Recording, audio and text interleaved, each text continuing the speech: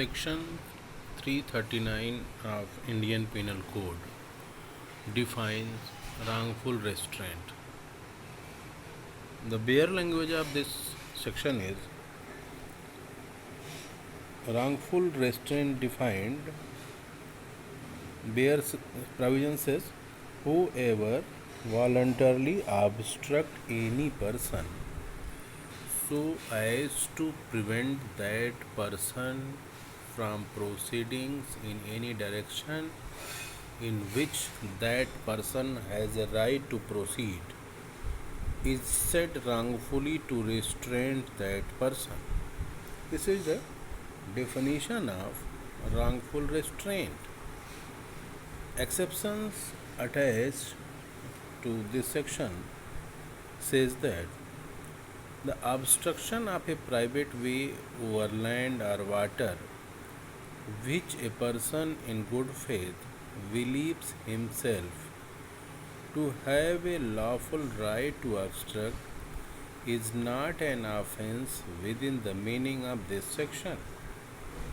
There is one illustration also attached to section 339 which says A obstructs a path along which Z has right to pass.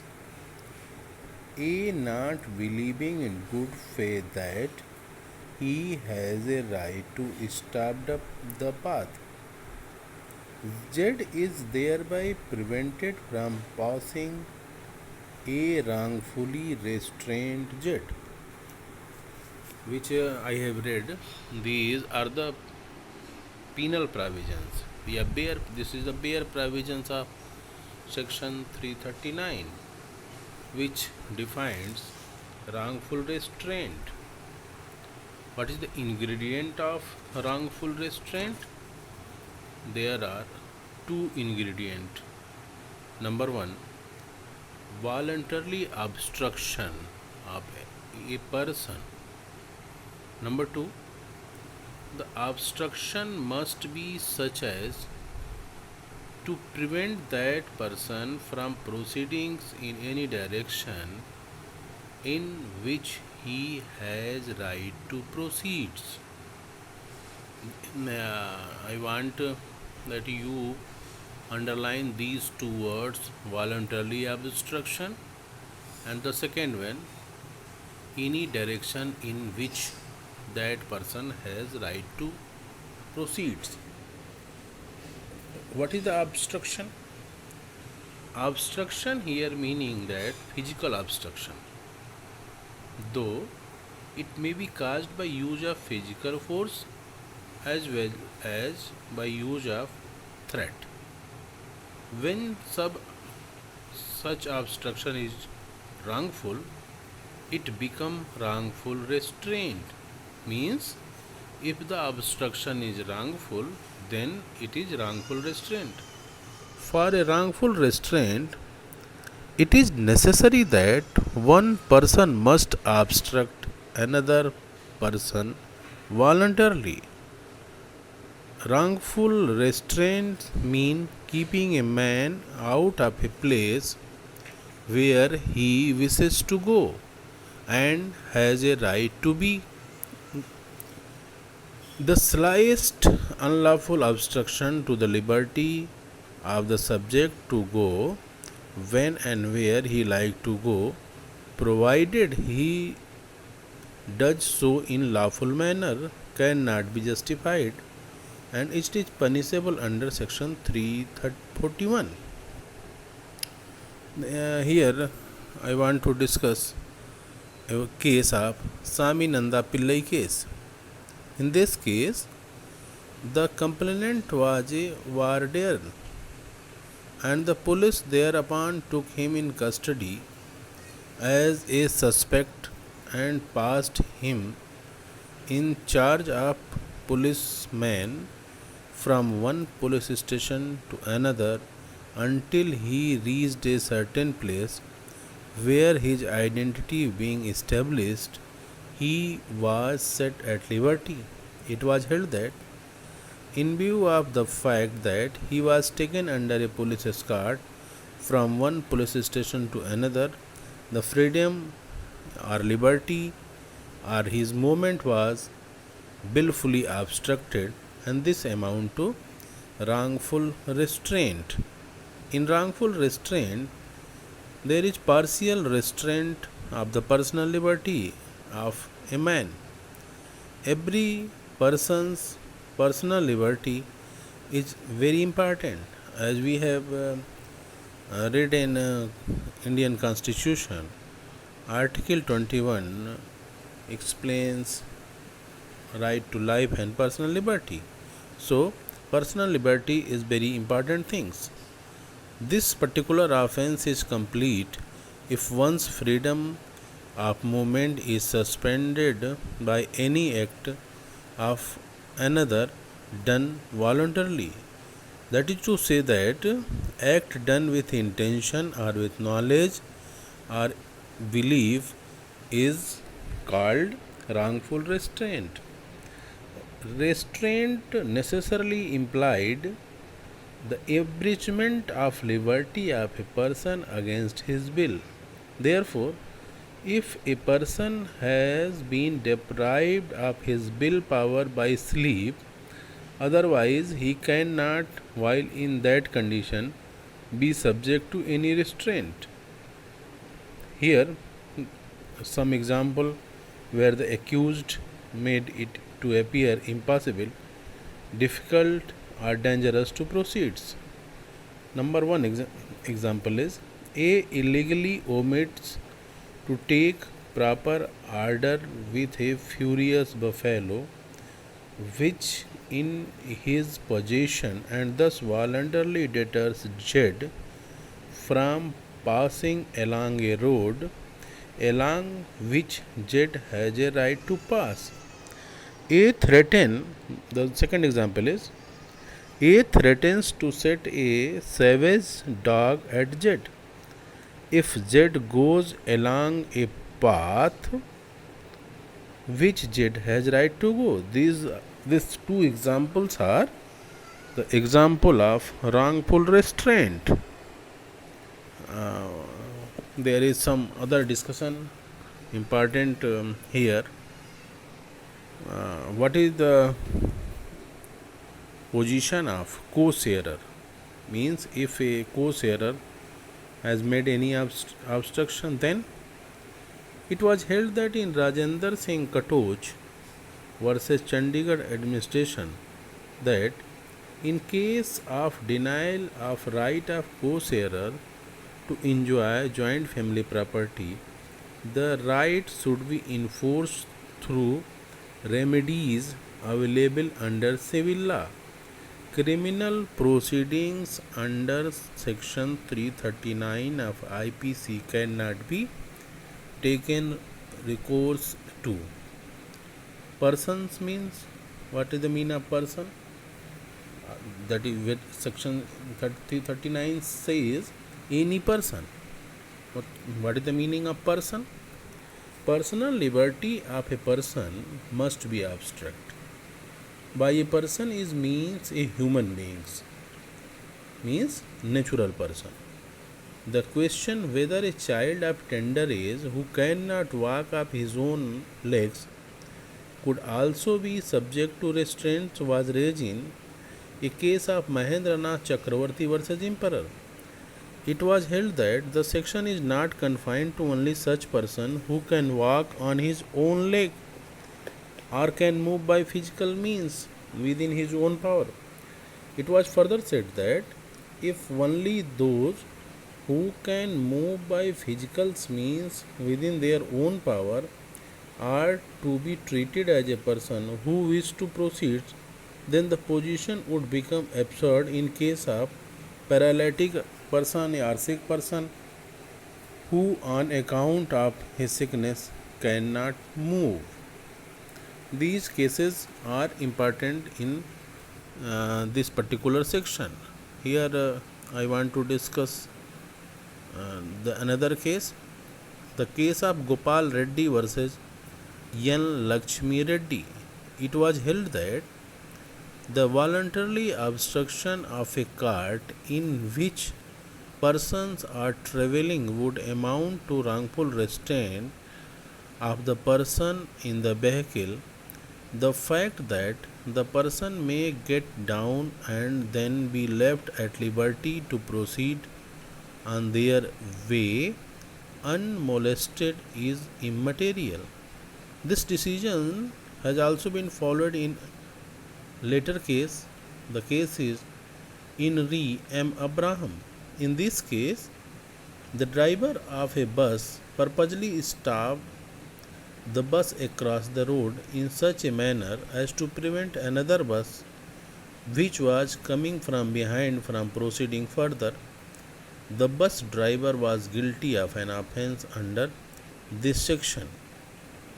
Here the another some examples of wrongful restraint for your concept.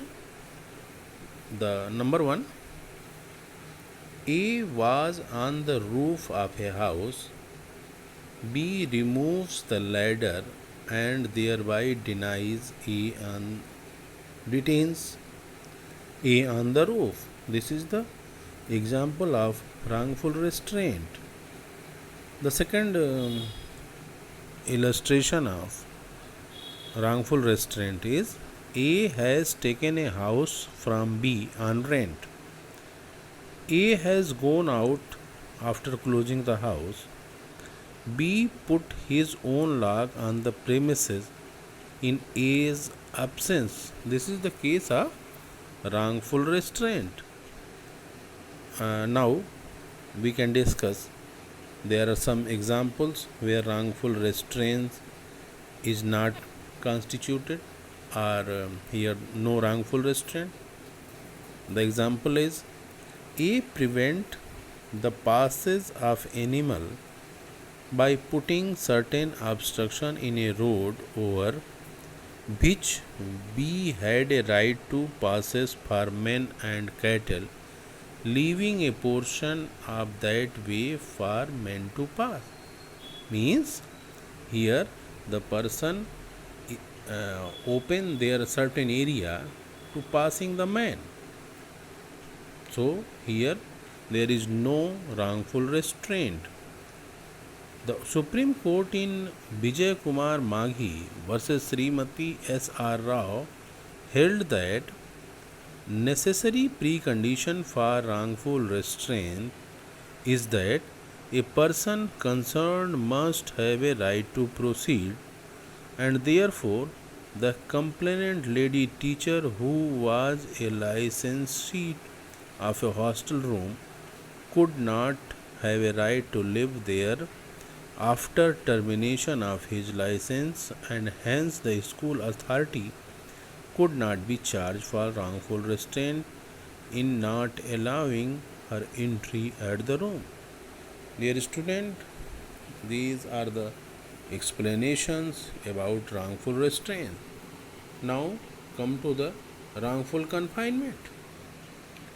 Section 340 define wrongful restraint.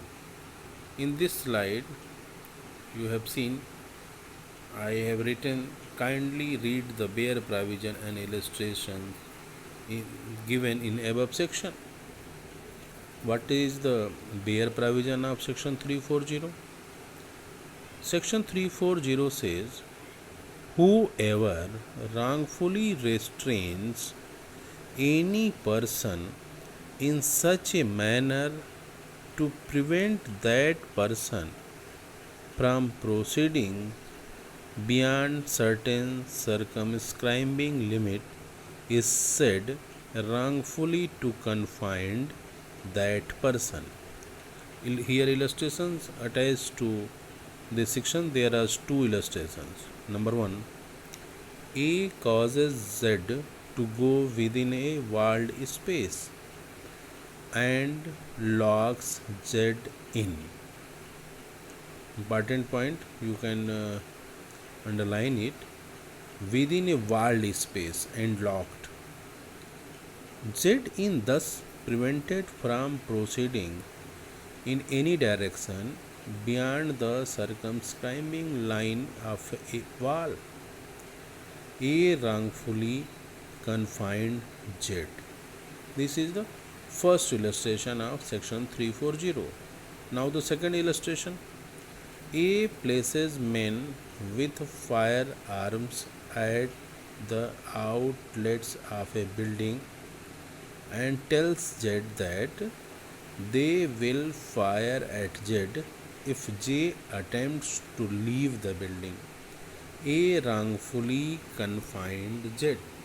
This is the bare provisions of section 340. Now, what is the essential ingredient of this section? Number one, wrongful restraint of a person. Number two, such restraint must prevent that person from proceeding beyond certain circumscribing limit.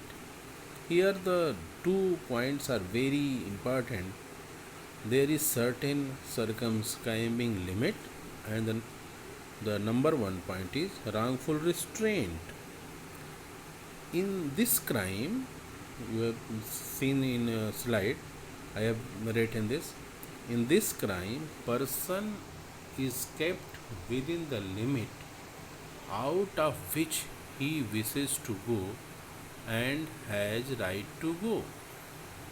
And the another point which is important here, there must be total restraint of personal liberty. In first ingredient which I have written you, prevent from proceedings. Wrongful confinement is a kind of wrongful restraint in which a person is kept within the limit out of which he wishes to go and has a right to go. In wrongful restraint, there must be a total restraint of personal liberty of a person, not merely a partial restraint to constitute confinement. In wrongful restraint, there is total restraint of personal liberty of a person, and he has no choice for him to move in any direction. This may be for a short period, but it is amount to wrongful confinement. If a person merely obstructs the passage of another in a particular direction, whether by threat or personal violence or otherwise, leaving him at liberty to stay where he is or to go in any direction, if he please, he is restraining him. It may be wrongfully, but it does not amount to confinement, legal or illegal. For wrongful confinement, proof of actual physical obstruction is not essential. It must be proved that there was at least such an impression produced in the mind of the person confined as to lead him reasonably to believe that he was not free to depart and that he was be forthwith restrained if he attempt to do so. The mere threat of some future harm in case of departure will not be sufficient if the victim knows that it is open to him to go away and he refrains from doing so. What is the circumscribing limit? Wrongful confined means the notion of restraint within some limits defined by a wall or power exterior to our own. The restraining of a person in a particular place or compelling to him to go in a particular direction by force of an exterior will, overpowering or suppressing in any way his own voluntary action, is an imprisonment on the part of him who exercised that exterior will. For an offense of wrongful confinement, certain circumscribing limits are necessary. In this crime, the persons restrained have no choice for him to move in any direction. This restraint may be for a short period, and it is here important to note that proof of actual physical obstruction is not essential.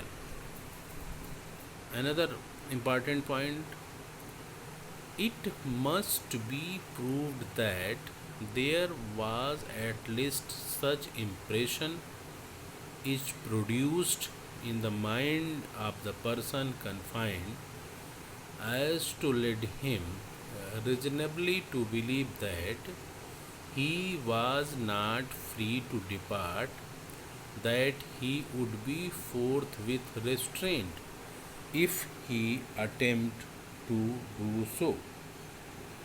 It is important to note here that for the crime prescribing under this section, certain circumscribing limits are necessary. The case of Board versus Jones are important here. Malice is not necessary in case of wrongful confinement. Malice is not an essential requirement for this particular offense, and this was discussed in case of Dhamia versus F.L.Guilford. There is moral force. Moral force means detention through the exercise of moral force without the accompaniment of physical force or actual conflict is sufficient to constitute wrongful confinement. The time period of confinement is not important.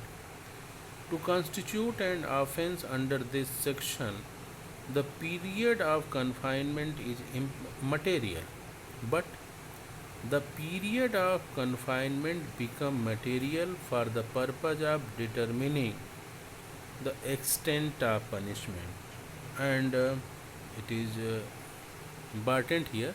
The time is not important. The case of Gopal Naidu, two police officers arrested a person without a warrant who was drunk and creating disturbance in a public street, and confined him in a police station, though one of them knew his name and address. It was not known to what extent that person was a danger to others or their property. The offense for which he was arrested was non cognizable. It was held that since the arrest was made by police officer without warrant for a non cognizable offense, their action amount to wrongful restraint. The action of police officer could only be justified on the ground of right of private defense or under section 81 of Indian Penal Code, and in this case there was no such justification. Here I want to illustrate an example which is important for your future examinations. In a case, was a case that A was on his journey by car from Allahabad to Kanpur. B met him in the way and requested for a lift up to Fatehpur, an intermediate town between Allahabad to Kanpur. A agreed to his request, but on reaching Fatehpur, he did not drop B. There, in spite of his repeated request, B is carried over to Kanpur against his wishes. Here, this section applies, and A is guilty of wrongfully confined B. There are following illustrations of wrongful confinement. Number 1. B, a jail doctor, confines an offender who was already undergoing imprisonment in a cell within the jail for the purpose of administering enema against his will. This is the illustration of wrongful confinement. The another example of wrongful confinement is illustration. Kindly note or read the illustrations. B, a superintendent of police officer, wrote a letter to C, who was accused of an offense for which he could not be arrested without a warrant, directing him to present himself before a magistrate and send 2 constables to accompany him and prevent him from speaking to anyone. This is the example of wrongful confinement. Sometimes some police officer mistaken or exercise the power provided by the law to him. There are also an offense of wrongful confinement occurs. So, what is the difference between these two sections? Section 339 and 340. The first difference is in wrongful restraint, partial restraints of personal liberty, and in wrongful confinement, there are absolute or total restraint of personal liberty. The second point in wrongful restraint is wrongful restraints includes wrongful confinement also.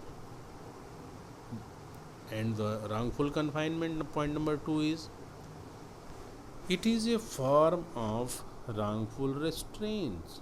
Means here there are circumscribing limit.